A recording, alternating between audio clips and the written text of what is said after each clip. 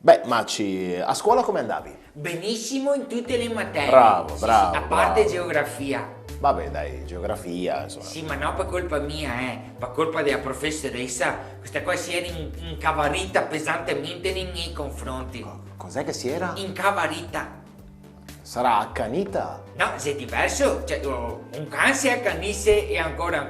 Ma una cavara qua si incavarisse, che tu mai vista? Ah, che una cavara in cavaria, sei tremenda, ti auguro di non trovare mai nel tuo percorso una cavara in cavaria. Te vedessi cosa che fa?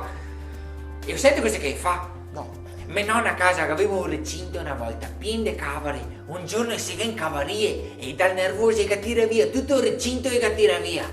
E cavare. E cavare, qui è piccole, e cavarette. E cavarete, capito? Per cui si chiama cavarete, perché tira via tutto il recinto, no? E cavarete, cioè che c'è un senso se si chiama cavarete, sì, perché sì, proprio sì, nella senso, natura sì. è cavarete. Pensa che io ti ho selezionato tra 50 figurite quest'altri come se ciappai. Boh. Nel senso che questo ne fa capire anche la differenza tra la capra e la pecora, e cavare, e capre, e pecore, e piegore. E pecore piccole e piegorette non riesce a tirare via il recinto, perché se è piegorette, cioè io sforzo sono, e Piega, piegorette. sì, Dopo arriva i cavaretti che io cavano, Certo, per certo. questo sempre insieme. Certo.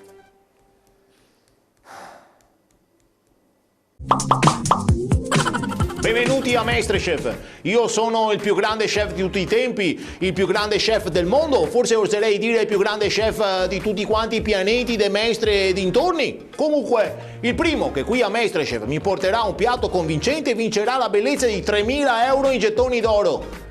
Che poi pensavo 3.000 euro in gettoni d'oro, ma costi da farti andare sugli autoscontri della Ferrari. Vabbè, che entri il primo concorrente. Salve chef, tutto bene? Ciao! Grandissimo!